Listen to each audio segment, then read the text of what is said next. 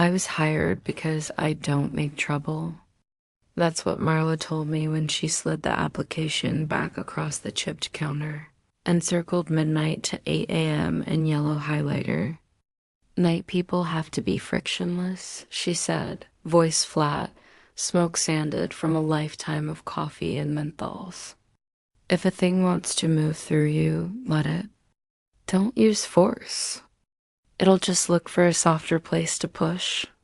I needed the job, and it wasn't like anyone else was lining up to take the night shift at a convenience store that lived in the elbow of an old highway, curled around a truck stop and a feed supply. The building had been a tire shop once, which explained the floor oil-blind concrete that never felt clean no matter how much bleach you poured at it and the oversized roll-up door behind the coolers. The front windows were posters layered on posters, lotto jackpots with numbers that had already passed, cigarette deals priced like a dare from a different decade, an earnest sign begging for coins because bank shortages are real. The bell on the door was a bent brass thing that chimed as if it were always at the end of the world. On my first night, Marla showed me everything. The cash count, register till at $150, broken into 51s, 45s, 510s. A handful of 50s we weren't supposed to keep and would safe drop on site. The safe drop, tiny cloth bags with metal buttons, keys chained to a pegboard by the time clock. The pause, NCR unit that hummed and took card only if you swiped just so. The pumps outside were older Wayne models that needed authorization from inside. The emergency shutoff was a red paddle below the lottery display. Coffee, 2B UNN brewers that never slept. The left one brewing regular in a thick brown pot. The right one dedicated to decaf and used mostly as a prop. Milk and beer in walk-in A. Sodas and water in walk-in B. Keep the milk door and the beer door latched from the inside with carabiners at closing. We never really close, Marla said. We just pretend between 2 and 4. She pointed at the convex security, mirror above the end cap of motor oil and antifreeze. You think that's to spot shoplifters, she said. But it's really to let us pretend we see everything. She pointed at the dusty radio perched on a shelf, the kind with an analog dial that only finds stations if you coax it. It's going to come on by itself at 2:04. Don't turn it off until it plays the traffic report. If the traffic report mentions numbers lower than 10, it's not for you. If it mentions higher than 50, write them down. I didn't ask what she meant. I kept nodding like a toy at the back of a pickup, the way you do when you have to look like you understand a job that will keep the landlord off your back. Marla had a face that didn't invite questions anyway. She walked me into the back room where the shelves leaned with paper towels and jerky and boxes of scratch-offs, and showed me the incident log, an official spiral-bound notebook from some corporate supplier, though there wasn't any corporation we belonged to. Date, time, initials, note, resolution. Most entries were impressively boring. 3:18 a.m. R. Pump 4 auto shutoff failed, coned off. Swapped handle, except for a few held in with paper clips and sticky notes and a smell like old pennies dot at the end she gave me. A laminated sheet that had been folded and laminated again. Corners dulled by use. She didn't hand it to me so much as put it down and step back, as if handing it directly would have connected us in a way neither of us wanted. Rules, she said. Some are legal. Some keep the lights on. Some keep you alive. The difference is academic if you follow them. The sheet felt heavier than it looked. The font was an office worker's sans serif, printed from a PDF that someone had saved too many times. I could see the ghost of a previous version under the text, shadow letters that didn't agree with the ones on the surface. The rules read like this: do not unlock the door with the side key after 11:57 p.m. The deadbolt key is fine. The side key opens something else. No one here needs it. If the mop water turns pink, stop. Unplug the cooler nearest you. Leave the bucket where it is. Do not look into the water to see why. If you hear a baby crying on the pumps after 1:30 a.m., set the intercom handset back in its cradle and reheat the pretzel. The sound stops when the pretzel is done. The radio will turn on at 2:04 a.m. The traffic report is for somebody. It might not be you. Numbers higher than 50 are safe to write down. Do not sell beer between 2 o'clock and 2:07 a.m., even if the law says you can.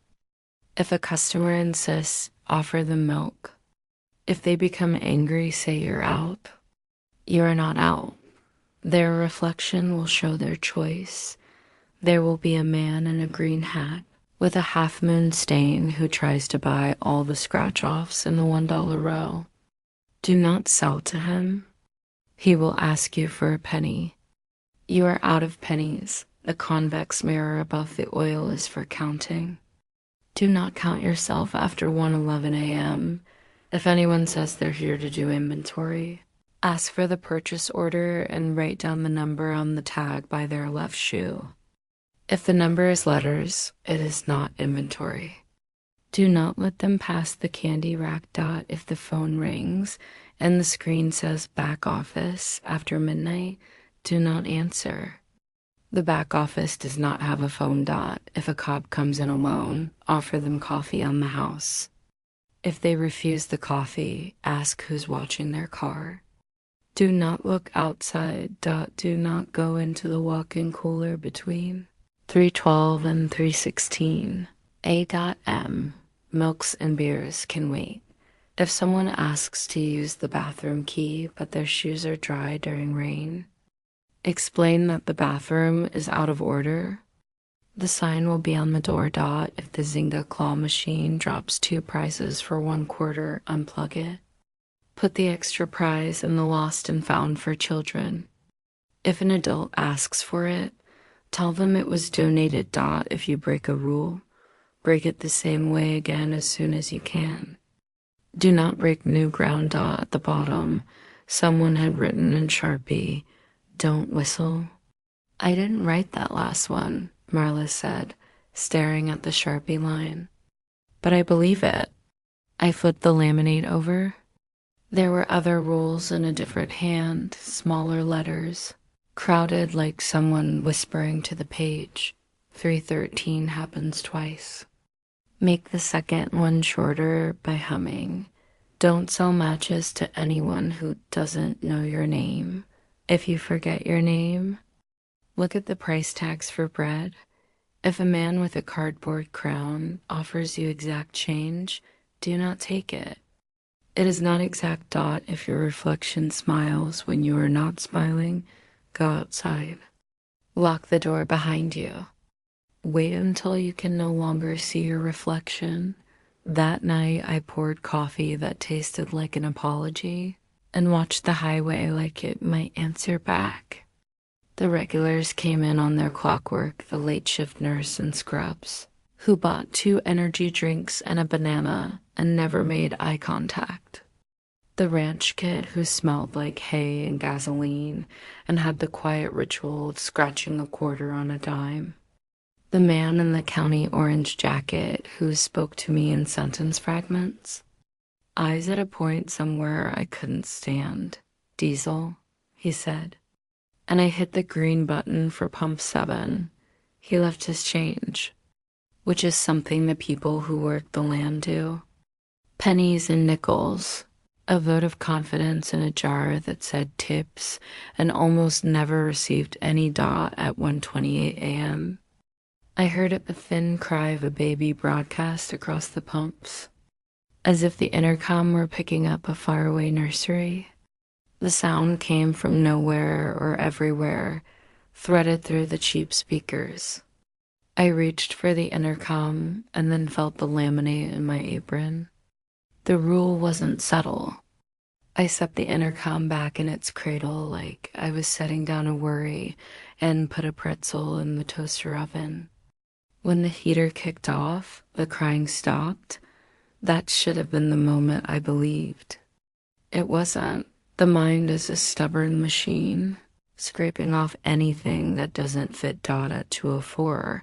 The radio clicked on like it had been waiting in the walls. It tuned itself to a voice too cheerful for the hour. Top of the morning on KZLX highway, watch out for congestion on the 51 at mile marker 62.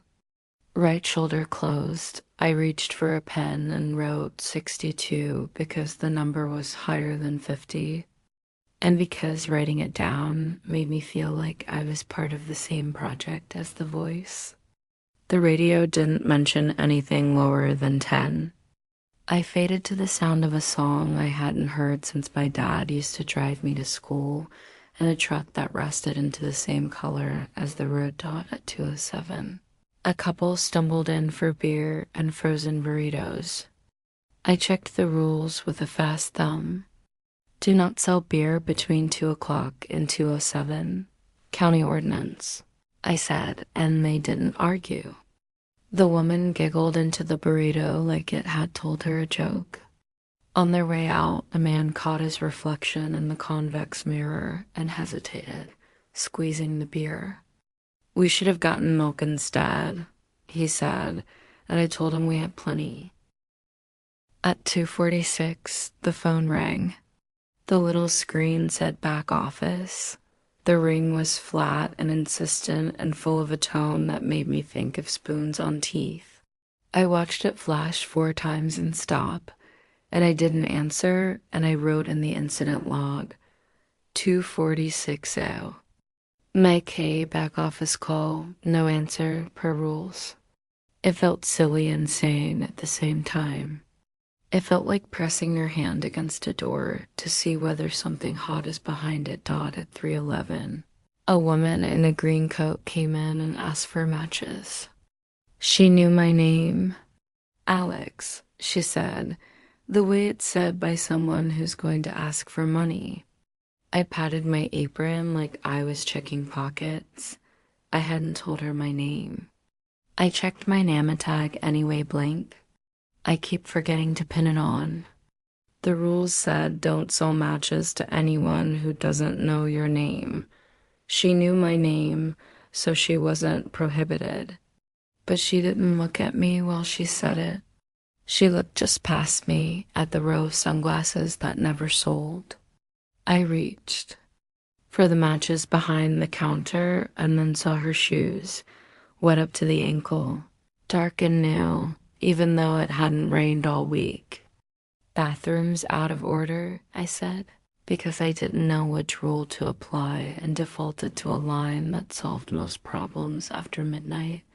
Matches are on aisle 3. She didn't go to aisle 3. She smiled at the cooler doors. Teeth flat and evenly spaced like new tile, and left without touching the handle. The bell chime rang and didn't stop until I looked at it directly dot at 3:12. I turned to the cooler to stock milk. I set my hand on the latch and felt the laminates weigh again. Do not go into the walk-in cooler between 3:12 and 3:16. It was a rule I could follow for the simplest reason. I didn't feel like being cold. I straightened the chip stand instead and pretended that organizing cheap snacks by color had agency. At 3:16 exactly, even before the minute clicked over, because the seconds on the DVR overlay were a hair fast a thump came from the cooler, like a body dropped from the inside and lost in the milk. I stopped pretending. When Dawn paled up the wall behind the cigarettes, Marla came in with a paper bag of donuts and a face that had lost all its edges. So, she asked, squeezing past me to the register, any trouble? Someone asked for matches and said my name, I said.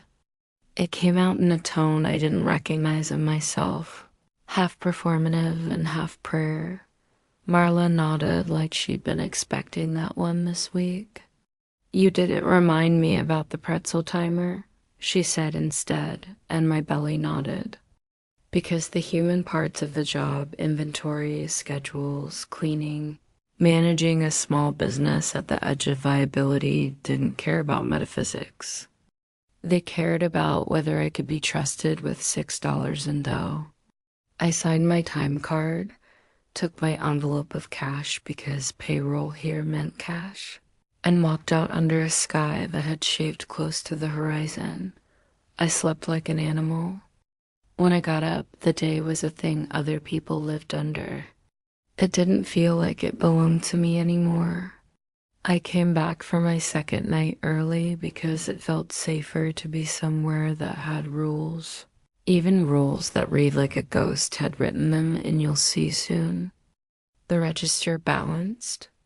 The mop bucket filled the way it always did.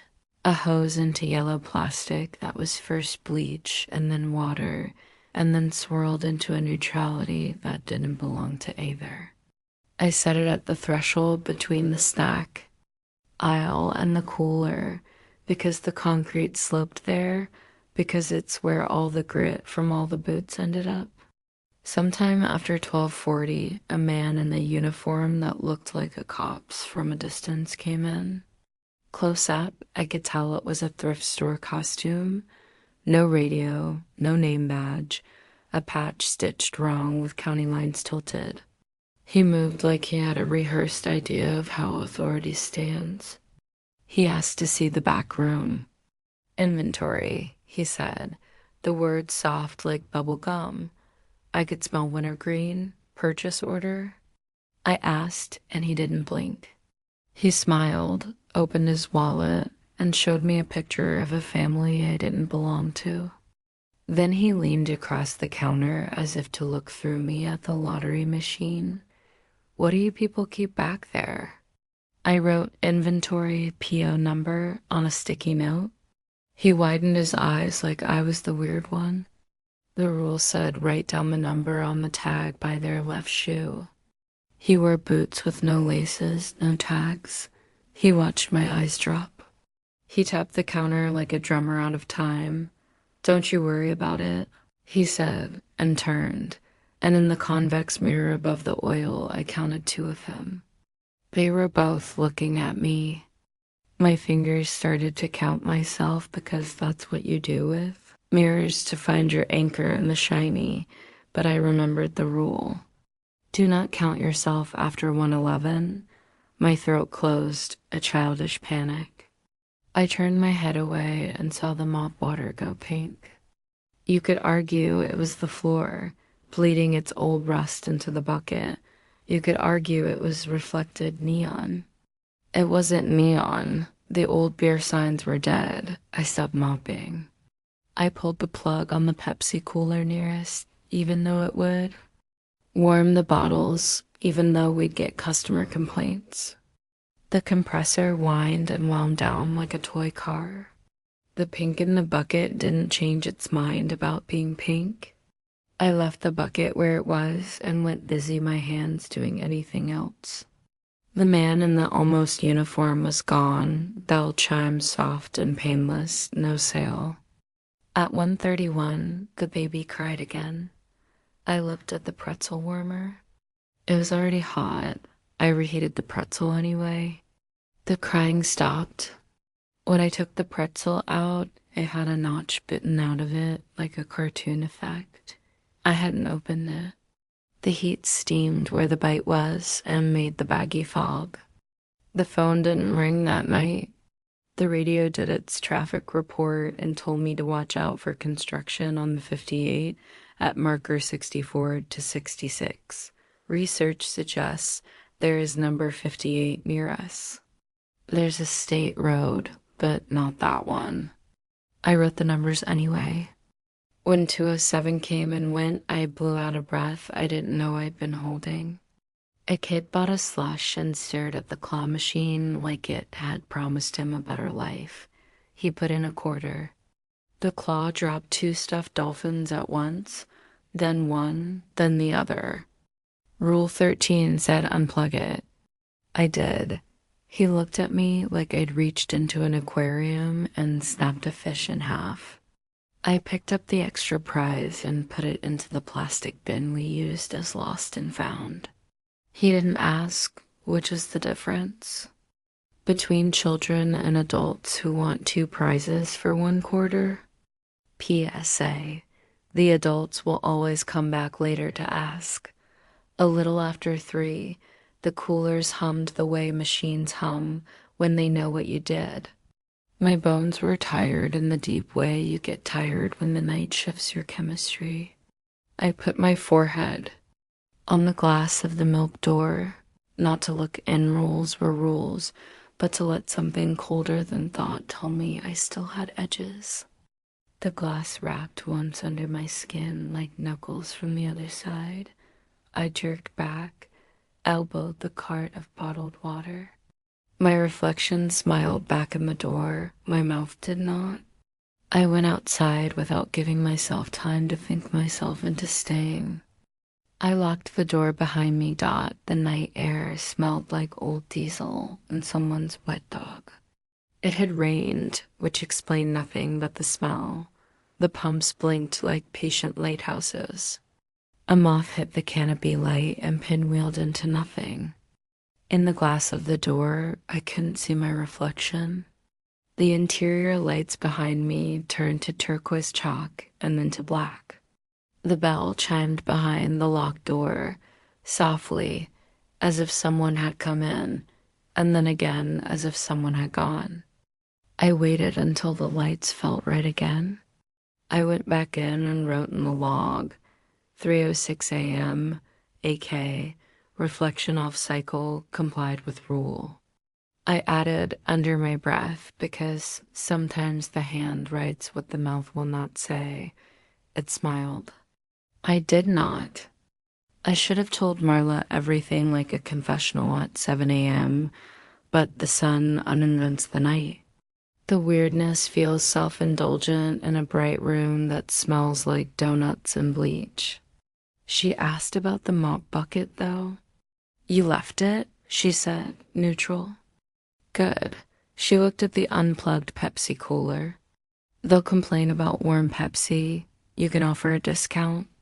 There isn't actually a discount. That day I dreamed of the store anyhow. Not the events, which were the pointy parts, but the geometry. The aisles. The view down the line of coolers to the back door. The way the convex mirror made the place look like it was bending. Night 3. I went in with a pencil tucked into my hair and a note card in my pocket. The way I did when I was a kid and wanted to impress teachers by looking prepared. The night manager, who I had met once and who might be a cousin of someone who knew a man who had once owned the building, left me a note.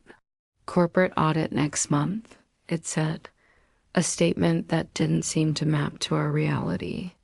Make sure incident log is neat. No jokes.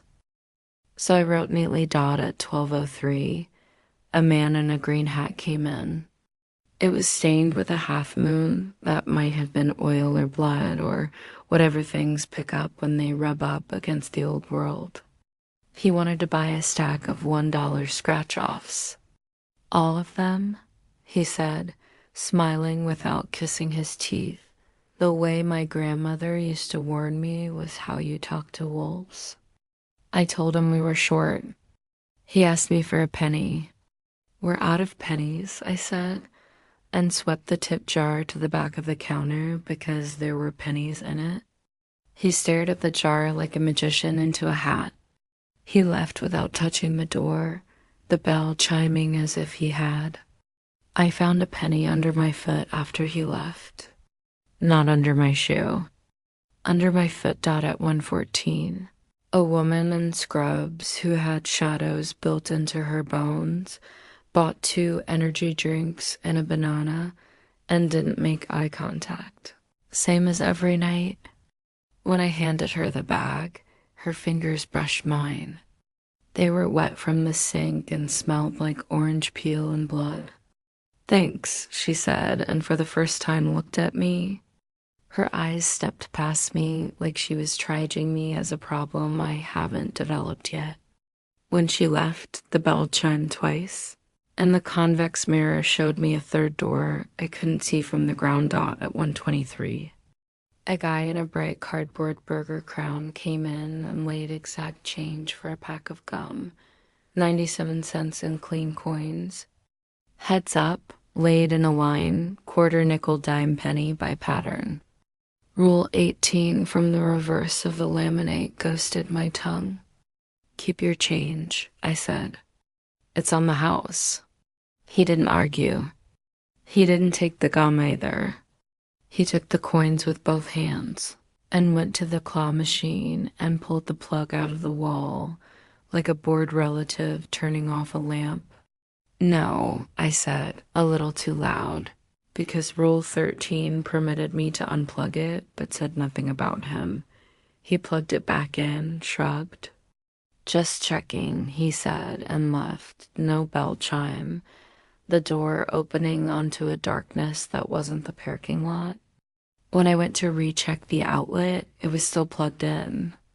The cord was stiff and warm, and the way things get when they have to pretend dot at 1:30 exactly, the baby cried. I pretended we had a pretzel quota dot at 2:04. The radio warned me about something on the 55.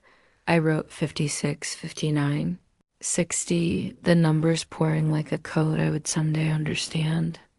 I began to suspect that maybe the list of numbers belonged to someone else, that I was writing letters to a future me who would understand dot at 2:19.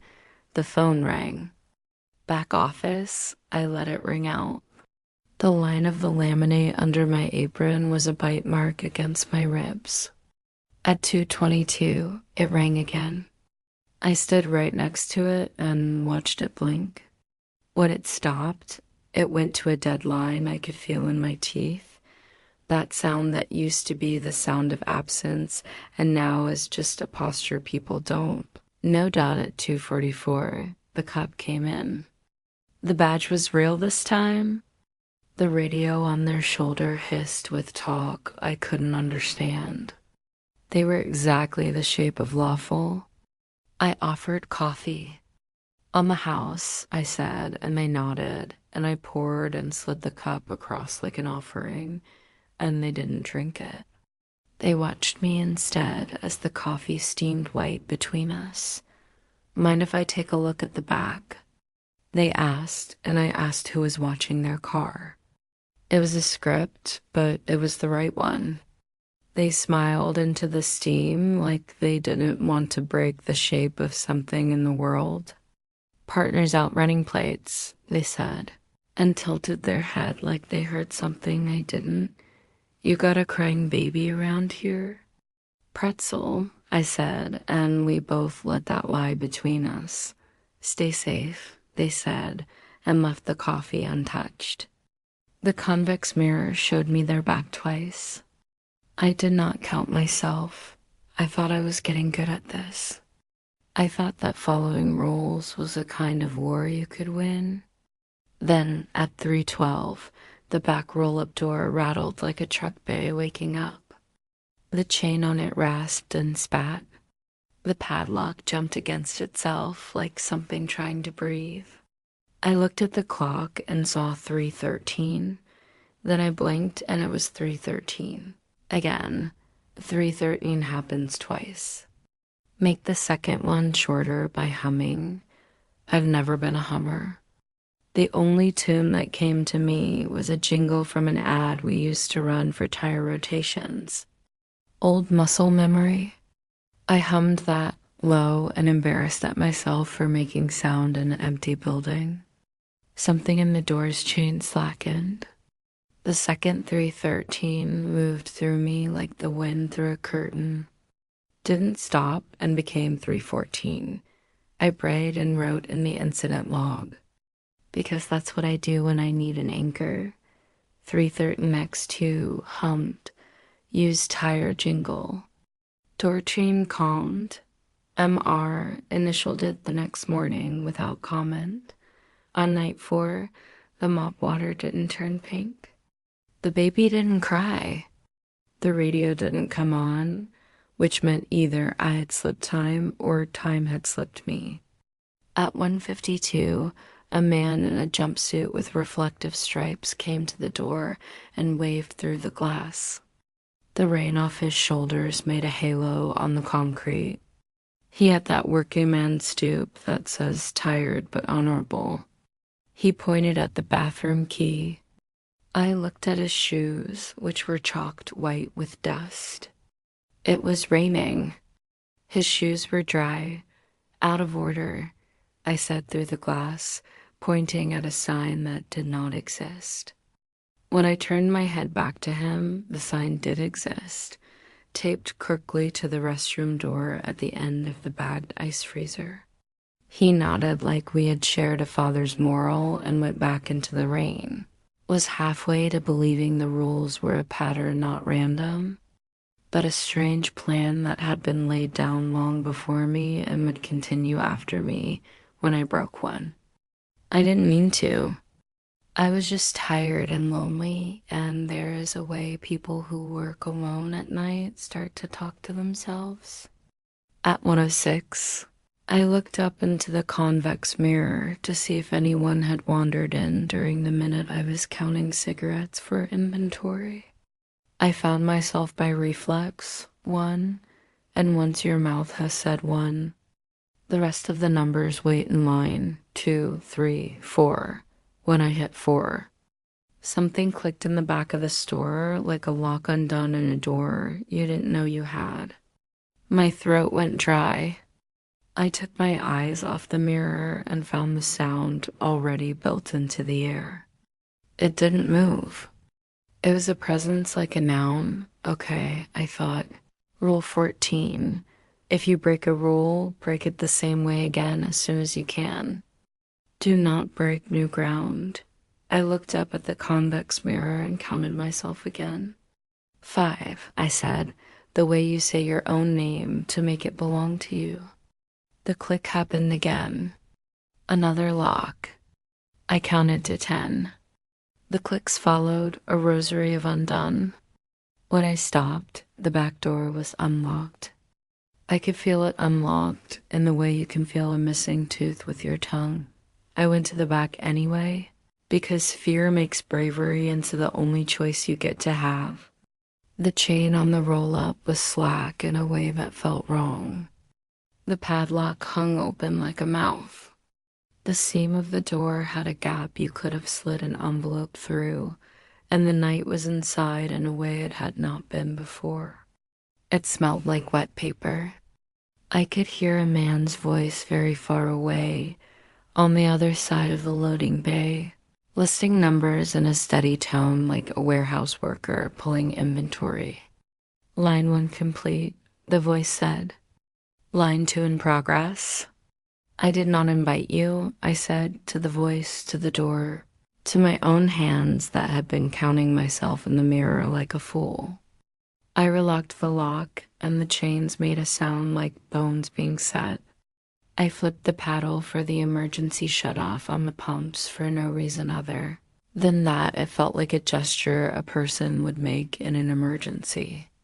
The forecourt went dark. The neon over the door opened 24 hours in a red that had never been true flickered and went out, and then came back brighter. Something moved in the gap between the roll-up door and the floor. A hand. I'm not proud of the way I made a sound. It wasn't humanly shaped. It had too many knuckles in the wrong places, and the lack of nails made it look like it had been peeled. It reached, and its reach made me understand distance in a new way. I dragged the pallet jack across with old muscle I didn't know I still had from loading my own life into storage after I lost the last job. I wedged the jack under the door so there was no gap, and the sound the door made Agreeing with that closure was obscene and holy. The thing's hand flattened, then smoothed as if it were a spill absorbing into concrete. The voice with the numbers sighed in a way that did not belong to lungs. Line 2 incomplete, it said. Return. I counted myself one more time in the convex mirror, to 10, to 12, back to even, just to make it match the breaking. Then I went to the log and wrote what I had done. The pencil dug into the page so hard the next. 6 pages had the ghost of my words. Marla read that entry twice at 7:05, when she came in with donuts in the day. She didn't speak for a while. She shut the back room door and put the sticky close sign on it, even though we were never closed. Rule 14 isn't a suggestion, she said. I nodded because it seemed not only true but morally correct. Like you should repair the hole you make in the world the way you broke it. The man with the numbers, she said. Did you see his feet? I saw a hand, I said. I didn't say I didn't want to talk about it. I just let the truth be smaller than the whole. Good, she said. It's worse if you see the feet. He'll come back. He's not inventory. He is something that thinks inventory is our word for counting doors. I asked the question I had been saving. How many people worked nights before me? Marla answered a different question. How many people follow rules? Enough to keep the lights on. Not enough to be smug. Night 5, I brought duct tape. I taped my name to my shirt and block letters. Alex. I taped the side keyhole with a fat silver. X. I taped the mop bucket handle so the tilt would be slower. I duct taped the convex mirror to the wall because it wobbled, and because wobble is where. Fools Live. At 12:20, a woman came in with hair like an advertisement. She did a slow lap as if shopping were a way you decided to occupy yourself while passing time. She asked for matches. She did not say my name. We're out, I said. She smiled. It had too many teeth for the size of her mouth. I've seen sharks like that on TVs in waiting rooms, waiting to tell you no. She left, the bell chiming once, then holding the note as if the metal couldn't figure out why it was still ringing at 12:40. The phone rang and said back office. I watched it ring until my fillings sang. I didn't answer. When it went quiet, the radio came on, not at 2:04, but now, and spoke in my mother's voice. Lex, she said, and only she calls me that, and only when she is halfway through a bottle that is older than I think it is. You won't believe who came by the house, she said, in a tone that said gossip and old grief. I reached for the radio. I turned the dial. It kept my mother's cadence and lost her voice. Traffic on the 52 at mile 91, the radio said, cheerful again. I wrote 91 down and underlined it twice. I do not see my mother. I call her on Sundays. The world is more manageable that way. At 1:13. A young man in a yellow raincoat stood under the canopy and watched the rain. It wasn't raining. The ground around his shoes was dry. He had his hood up like someone hiding in a crowd. He waved when he noticed me watching, and I waved back because waving is a thing that refuses to be possessed by the strange. He pointed at the bathroom key. I pointed at the out-of-order sign. He nodded. He stood a while.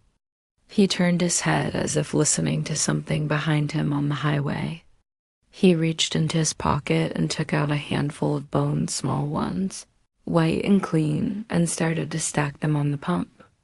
I went cold in the sockets of my eyes. Inventory, he mouthed. And I shook my head, and he smiled like someone caught in a joke and walked away. leaving the bones in a little tower that fell only when an actual truck pulled in 10 minutes.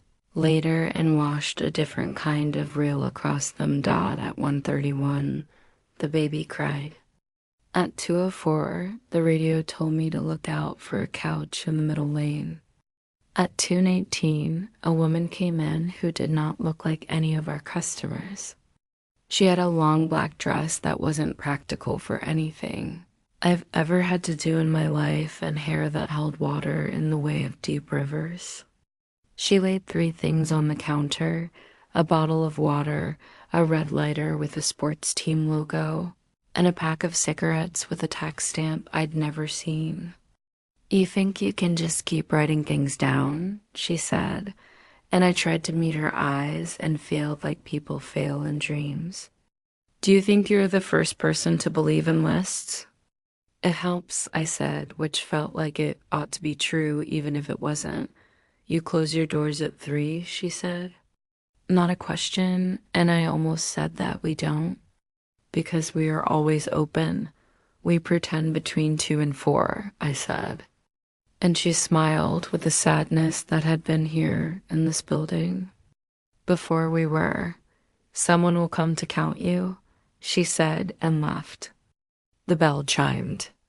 The convex mirror showed me her reflection still standing at the register until 3 o'clock exactly. Then it showed me only myself, pretending not to watch at 3:12. I went to the cooler door and held the latch like a promise. I did not open it. Some people call that bravery. In truth, it's just agreeing with physics.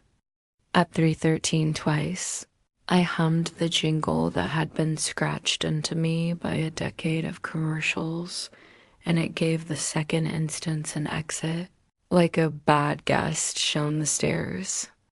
At 3:16, the baby laughed, which was worse than crying. And the laugh had the tinny tone of the intercom. And I realized something that should have been obvious. Some of these sounds, these interlopers, come through the equipment. Some of them need a path. So I started turning things off. The radio first, the lottery machine second, the coffee warmer last. The morning crew would complain. I would take the complaint. The night went quiet and wrong. Like after I stormed out, the man in the Orange County jacket came in at 3:28. He nodded, the way he always nods, a target a few degrees above my shoulder. "Diesel," he said. I authorized pump 7. He bought a pack of peanuts and set down his change as if it were a ritual. He stood a long time at the counter, like he was waiting for a bus that would never pull into this aisle. "You whistled the other night," he said, and my skin forgot how to lie. "Hummed," I said. "Different." He shook his head like I was an idiot and the world was determined to keep me alive despite that. "Don't whistle," he said. He walked out, and in the convex mirror, I watched him leave twice. And the second him looked up at the mirror and put a finger to his mouth. On night 6, the power went. Not completely. Not a blackout. It flickered the way a person flickers when they're trying to make a choice. The neon open sign went out and came back. The interior lights dimmed and brightened and held at a level that meant half the fixtures weren't with us anymore. The pumps lost their mind and reset and beeped and waited for my authorization. A weather front does that sometimes. It wasn't a weather front. The air was glass. Generator. I said out loud because naming a tool is how you steadied yourself in the shop where my previous life once made sense. The generator was in a lockbox out back with hatches like an armored animal. I had never had to turn it on. I grabbed the flashlight that lived under the register, met its beam into my palm like a dog, and went out. It wasn't raining. The air felt like it was trying to rain, but didn't know how. I unlocked the box, turned the choke, pulled the cord like a mower. and it kicked into a working, dumb sound that I love because engines are honest. The lights inside brightened. From the road came the sound of a voice, the radio, telling me about a closure at mile marker 93. I wrote it on my wrist with the pen because there was no paper in the parking lot. 93. My wrist looked like a test I was failing. When I went back in, a man in a shirt that said Gasco was at the counter. He had a clipboard. Inventory, he said, so in retrospect, at least he was on brand. Purchase order? I asked. He flipped a page and showed me a sticker. It was letters, not numbers. His left shoe had a tag, NNNN, crooked and hand-drawn. I wrote letters. He watched me write. The convex mirror showed me his face smeared and thinner, like one of those descriptions of Bigfoot that turn out to be men in suits. No inventory at night, I said. And he smiled like the teacher who catches you hoping the instructions are optional. You humming for me? He asked, and I didn't answer. And over his shoulder, I saw his arm wave in the convex mirror when his arm did not move in the real world. It waved hello like the arm had decided to detach from the roles of him. I do not pretend bravery here. I picked up the heavy base of the lottery display, the kind of molded plastic that should be bolted down, and I put it between us. His smile didn't break. His tongue poked at the space where a canine should be. He leaned, and it sounded like someone rolling ball bearings across the floor beneath the tile. Bathroom's out of order, I said, a sentence that had become a talisman, and he nodded solemnly like he would fix it. He put a coin on the counter. Not a penny. Something from a game. It had a hole in the middle and an eagle with too many wings. You're paid up, he said. For tonight. I don't handle coins from strangers. I don't handle them because coins carry the sweat of other hands into your pockets, and they live there longer than anyone intended. I didn't take it. When I blinked, the coin was on the floor near the mop bucket. The bucket began to rattle like something was trying to climb out from under the water. Side key, he said, and my blood cooled so quickly my fingertips went numb. You can open her up, Alex. He said my name like he was scraping the letters off my shirt and fitting them into his mouth. We'll make this easier. I had taped the side keyhole with duct tape and an X that made me feel like someone who learns. The tape was gone. The X was gone. The key was in the lock. I didn't remember putting it there. I didn't remember it being in my pocket. If you think you are safe because you know where your keys are, you should stop thinking that after midnight. Rule 1. Do not unlock the door with the side key after 11:57 p.m. The double key is fine. The side key opens something else. No one here needs it. I'm not inventory, he said, and his voice had the sound of the baby crying and my mother saying Lex and the radio telling me about mile markers. He wasn't any of those. He was something that had learned to drag the voice through equipment like a fisherman drags net across a riverbed. Count with me. No, I said, and the simplicity of it was the only real weapon I had. I'm off the clock, I said, even though the clock said otherwise, and I pulled the key out of the lock. It came out trailing a taste on the air like old battery acid and pennies. The duct tape X appeared in my hand, stuck to my palm with a residue of something that was not adhesive. I slapped it back over the keyhole, and do not ask me if duct tape is a talisman, because it was that night. The man watched me like I had grown.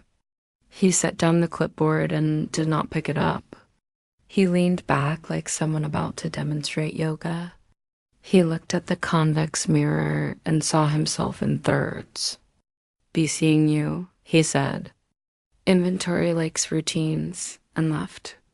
His feet made a sound like writing on concrete. The radio clicked to a static that had shape inside it. The baby cried and then laughed, a glitch sound. The cop's radio voice whispered numbers like counting down. The claw machine shook with no power to it. The bathroom door opened and shut on its own. We had reached the part of the night where the rules weren't the only rules anymore. The rules had started to make counter moves. In that moment, I had to choose what to protect. The choice was small and dumb. Aim the heavy mop bucket at the back door, wedge the pallet jack, unplug the lottery machine, turn up the generator, block the candy rack with a cardboard display of chip bags. All ceremonial. All things a person can lift and move. The man was gone, but the equipment had his voice at 3:12. I put my hand on the cooler latch and said aloud, "Not now," and I did not open it. The door bumped under my palm. A face appeared in the milk door's reflection. Not me. My brother, who I had not seen since he took a night job of his own 3 years ago, whose absence is a hole we all decorate and try not to fall into. This is the part where I should tell you that this job, this store, this night shift had been my plan to find him. It wasn't. The world isn't that neat. But when the milk door showed me a brother's mouth forming my name, I leaned. The rules did not include this. The rules did not tell me what to say to an impossible. The rules told me not to open the cooler, and I did not. He mouthed my name again. His reflection had my eyes, our mother's brow. He held up his hands like the child we had been who learned to sign in school for the deaf boy at the end of the row. Later, he signed. "Danger," he signed. "Don't whistle." Then he was gone. Like reflections are gone when you move. I pressed my forehead to the glass and didn't cry because I was saving my water for something else. At 3:13 twice. I hummed. Not the tire jingle. A song our mother used to sing to the radio when the bathroom fan covered the sound of the neighbor arguing. The second 3:13 passed like a warm body, and I did not keep it at 3:16. Something knocked on the back roll-up. Not the numbers man. Not inventory. A knock human enough that I had to test myself against the urge to go open it in case it was a person. It wasn't. The knock spelled 1212. A childish code I had used to sneak into places between classes. Even odd, which meant nothing except the pleasure pattern. The knock became a voice like mine and not like mine. "Alex," said the voice, "don't turn around." I didn't, which is growth. I've learned some things. I stared at the convex mirror and watched the thing behind me walk toward the counter.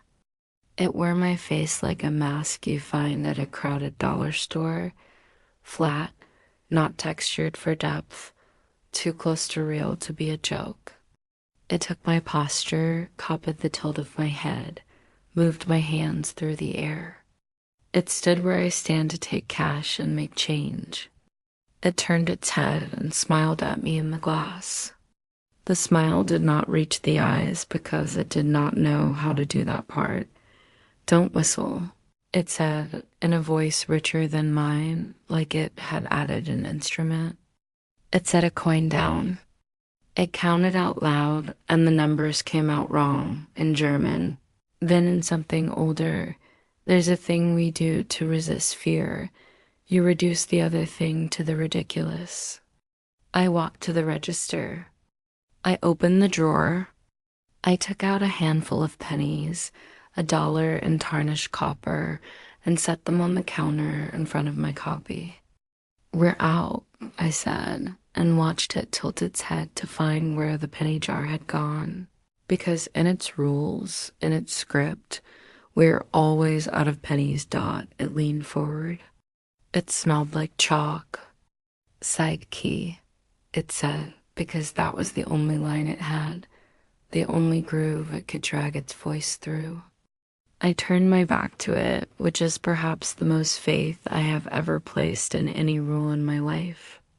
I locked the side door with the deadbolt we are allowed to use, and I put the duct tape on the keyhole again, and I whistled. The tune came out without my permission. It was the tire jingle. I had meant to hum, but whistling in a convenience store alone at night is what you do when you are trying to remind yourself you're alive. The room changed. Wind is one of the things that moves with purpose in a space like ours, be it from a door opening or a vent belching or a thing you can't name, wanting to see what papers can fly. The whistle came back to me in harmonies, as if I had built a chorus without bodies. The convex mirror showed me 3 people behind me, me, and I do not count myself after 111, but this wasn't counting. This was triage. The copy opened its mouth, and the copy behind it reached over and touched its tongue, as if to fix its voice. The air got thinner, like how you feel when you arrive at the top of something. The radio turned on and off in pieces, syllables like bits of code. Save and tie. 413 mile. Don't whistle. My brother had signed. I was whistling. There is a time to stop and admit you are not the clever one in the story. I shut my mouth. The sound cut off like I had pulled its cord. The copy in front of me turned its head slowly like a CCTV camera. It lifted its coin. It slid it across the counter to me. I did not touch it. It fell off the edge, and the sound it made when it hit the floor was wet. The copy smiled without the eyes, and the copy behind it put its hand up in a stop and touched it on the shoulder. It seemed confused by its own hand. It took a step back. The bell chimed without the door moving, again, as if counting people who were not arriving. The man in the orange jacket came in. He did not look at me or my copy. He went to the coffee pot. He poured coffee. He set a cup on the counter hard enough to make the coffee throw itself over the lip. He reached into his pocket and took out a whistle. Not a coach's whistle. Something old, carved, bone or ivory, a shape my brain wanted to insist was a tooth. He set it next to the penny and looked at me. He had looked through me so many nights that him looking at me now felt like stepping into a road and seeing something with lights on notice you. He shook his head. Don't, he said. I didn't. The copy put its head down and then up and then down like a pigeon learning a new street. It leaned into the convex mirror, which is not something reflections do. It pressed its face against the surface of that heavy plastic, and for a second, the mirror deepened the way water does when a fish comes close enough to kiss you. It said very quietly, regretful as a man apologizing for a thing he plans to do again. Inventory. Then it was gone, in the uncomplicated way where something is just simply not in a room. Pay for that coffee, I said to the man in the orange jacket like an idiot. He laid 2 quarters down. They were warm. The edge of one was sharp, not the way quarters are. He took the whistle back. He looked at my taped side keyhole with what I want to believe was approval. Stop writing the numbers, he said, and left dots, so I stopped. Not that night. Habit is a god stronger than most. But after night 6, I stopped writing the traffic report numbers. I listened. If the report mentioned a number lower than 10, I turned the radio off. If it mentioned higher than 50, I let it be. If my mother's voice came through, I left my hands at my sides. The baby cried and I reheated pretzels until it felt like the salt lived under my nails. The man in the green hat came back and I took all the pennies out of circulation. The claw machine coughed up toys when it should not, and I unplugged it at the wall and taped a sign that said, "Out of order with duct tape X's at the corners."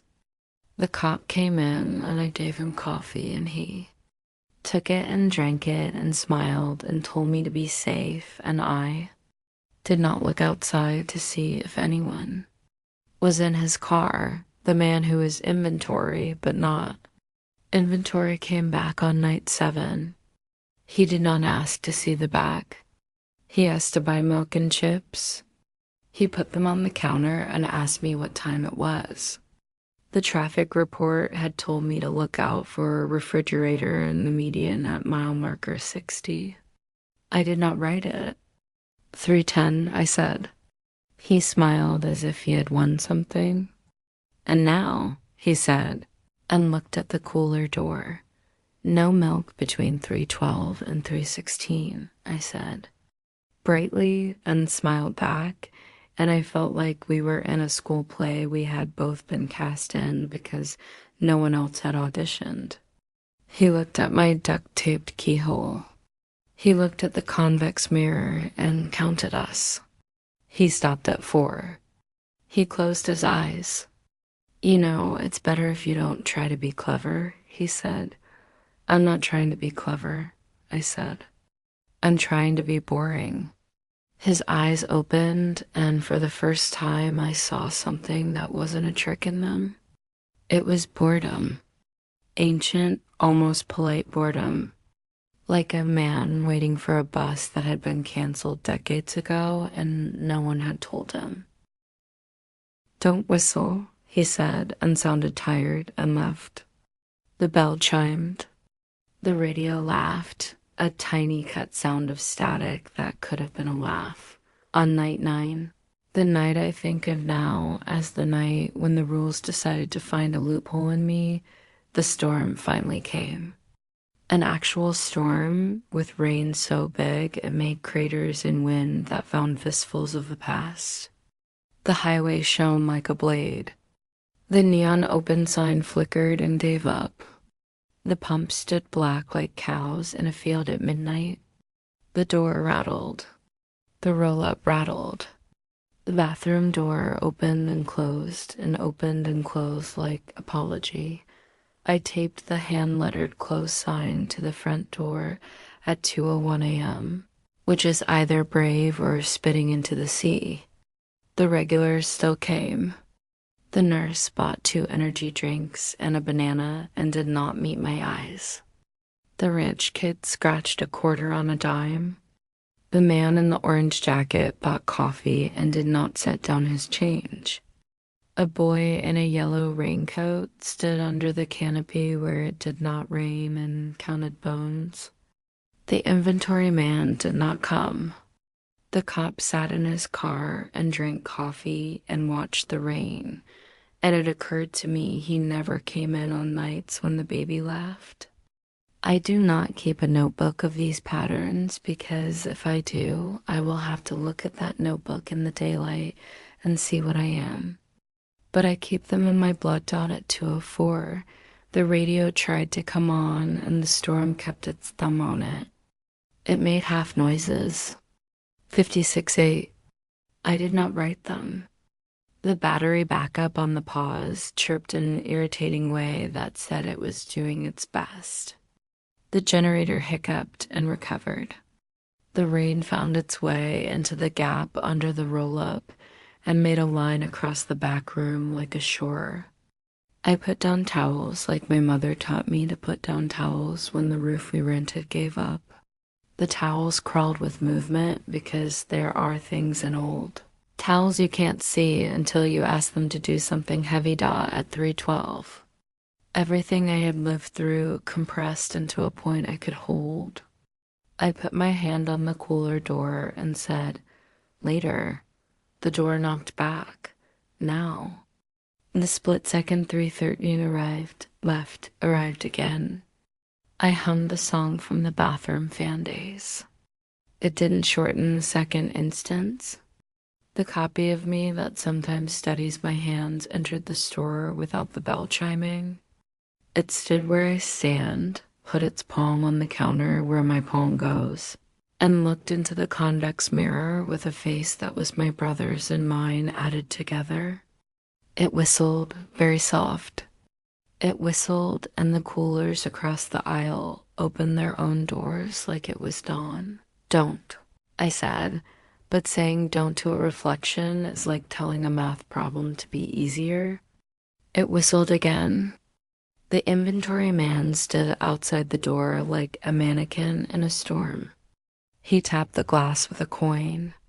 The cop's headlights went off and on, off and on. The baby laughed through the intercom. The sign on the bathroom fell and rose and fell again as if in a tide. Rule 14. If you break a rule, break it the same way again as soon as you can. Do not break new ground. So I broke it. I whistled. Not the tired jingle. Not the bathroom song. The first 3 notes of the thing I used to mouth to my brother when we were small, and we had to agree on an exit plan. Without letting our father know we were leaving his story. 3 notes that meant go now. The copy tilted its head in the mirror like the sound had startled it into gaining a memory. It whistled back, a half tone off. The door between us shuddered in the way doors do in wind. The side key in the duct-taped hole turned on its own. No, I said, and pressed my palm flat against the tape until it warmed against whatever was behind the keyhole. The inventory man held up a clipboard and showed me the blank page with my name written in my handwriting, Alex, and a blank line next to it like a signature box. He tapped the glass with a coin that had a hole in the middle and a bird on it that could not belong to us. A hand came from beneath the cooler. Not the peeled one. A human hand, with the nail of the ring finger chewed short, the cuticle nicked. My brother's hand. It reached toward the gap under the roll-up where the towels were trying to keep the storm from winning. It was wet. It was shaking. It turned up palm open as if asking for my hand. I did not give it. I couldn't. The distance was 5 feet and an entire story long. Later, I said, and that was the truth I had. I had later. I had a head full of rules and a lung full of songs and a handful of duct tape and later. The copy smiled without its eyes because it had not learned that part. The inventory man looked bored again, which is the most dangerous thing I have learned to see. The baby stopped laughing. The generator kicked off, and the lights went black to their bones, and then came back with a different temperature. And the store was not my store anymore. It was the place it had been when it was a tire shop for a second, long enough that I could see a man in a hat, long out of fashion, stacking Goodyears in the convex mirror. It was the place it had been when the land belonged to different people, and the cooler was a wall of rock where water bled. It was the space it is in some other world where clerks have different names and different rules, and the bathroom is not out of order because there is no bathroom. The inventory man smiled because this was his weather. The copy reached over the counter and set the coin in my hand. And I held it because sometimes you hold the thing you are not supposed to hold simply to feel that you are the person who can hold it and not die. It didn't burn. It felt like a lid on a jar that you already opened. It fit the hole in itself like it wanted to be on a chain. I dropped it. It rolled toward the mop bucket and I put my foot out and stopped it. Because I am petty and sometimes that's how you stay human. The storm passed in an instant like a train through a station that doesn't belong to you.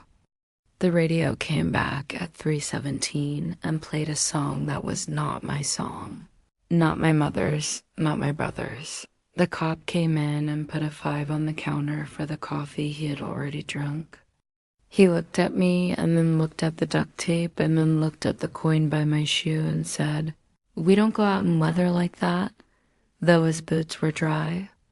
The man in the orange jacket came in after that and took the coin, not looking at me, and put it in the gumball machine and turned. It should not have accepted it.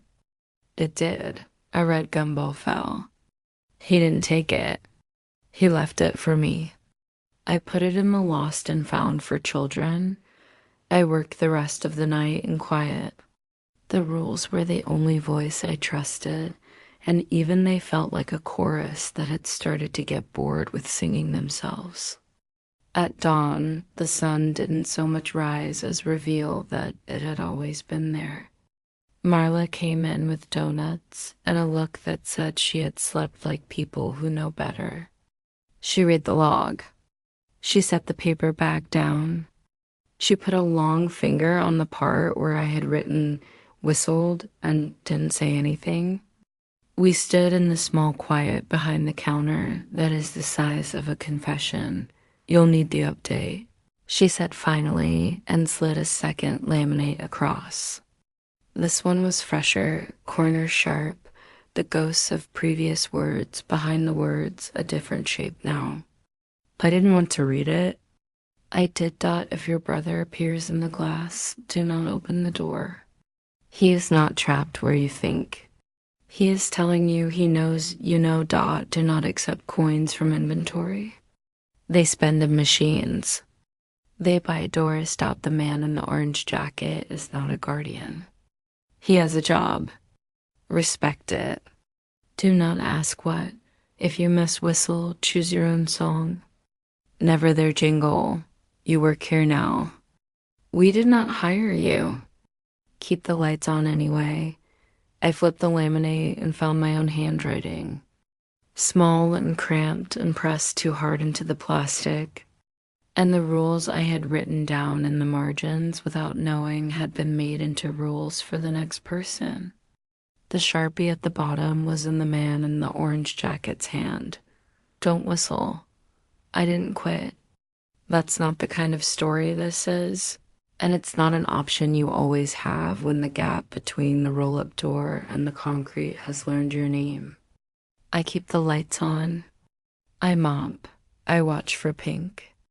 I listen to the radio and I write down nothing. I hum when I have to. If the baby cries, I reheat the pretzel. If the generator needs to be coaxed into honesty, I pull the cord. I don't count myself in the convex mirror after 1:11, and sometimes I tape a small X over the mirror's edge because I am the kind of person who thinks rituals matter even when they are ridiculous. The cop takes his coffee on nights when the baby cries. The nurse buys 2 energy drinks and a banana, and one night she says, "Take care, Alex," and looks at me directly, and I see that she is tired of all the rules in her life, not just mine. The boy in the yellow raincoat stacks bones, and sometimes I sweep them, and sometimes I don't, and we're both okay with the compromise. Sometimes my brother is in the glass. Sometimes he signs later. He never signs now. He never signs "Don't Whistle Again" because I learned that one. He holds up his hand to the cooler door, palm flat, agency in the shape of a hello.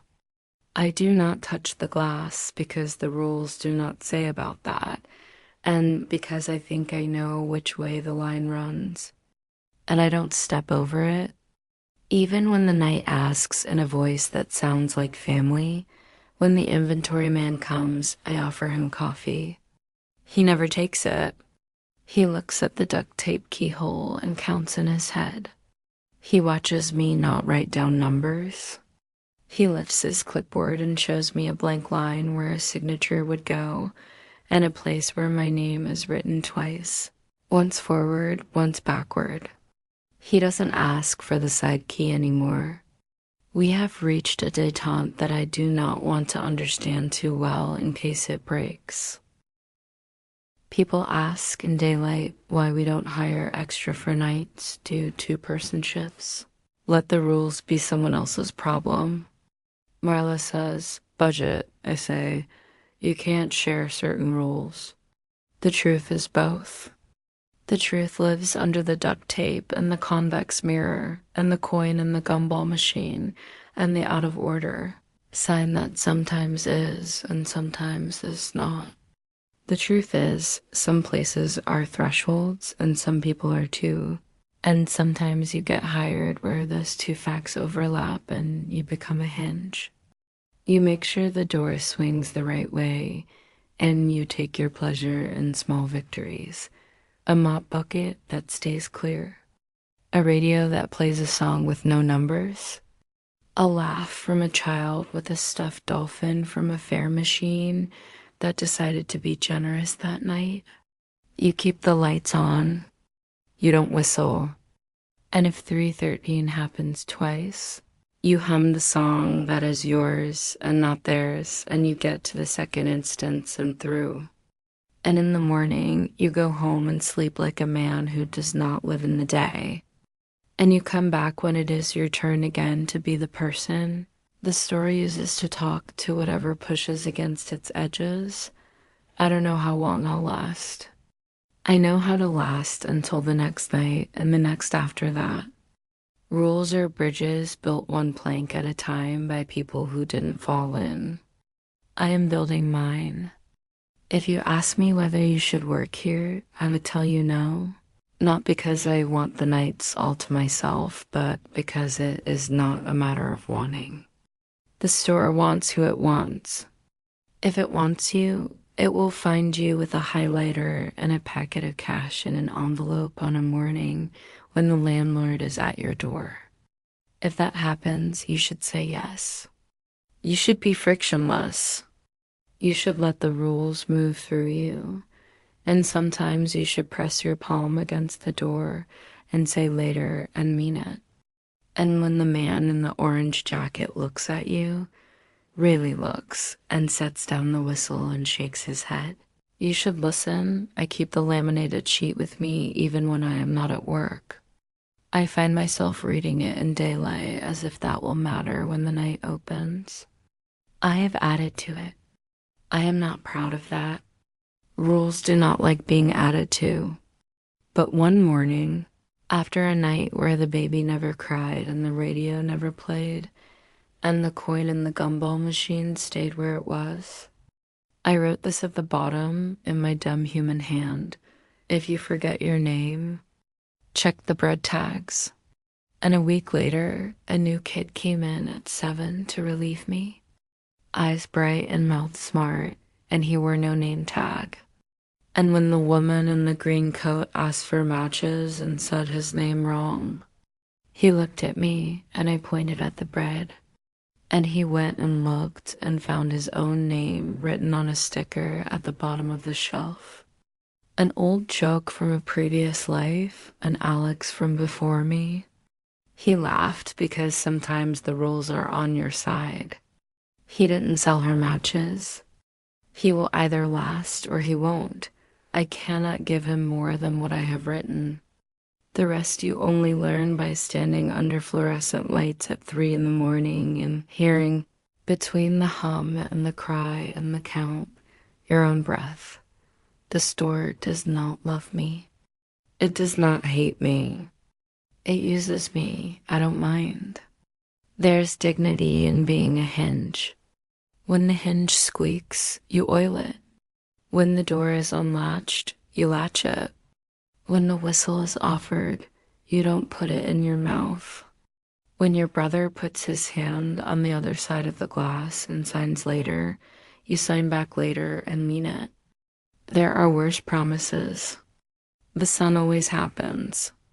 The nights always line up. The bell always chimes, and you get to decide whether to pretend between 2 and 4 that you are closed. I pretend. I tape the sign. I stand behind the counter with a cup of coffee I don't drink. and I wait for the inventory man to get bored or to count himself wrong. He hasn't yet. But last night, in the convex mirror, I saw him counting, lips moving, and for a fraction of a second, he looked like he had gotten to a number that surprised him. He looked like someone who had found a door he didn't know how to open. He was looking at me. I did not smile.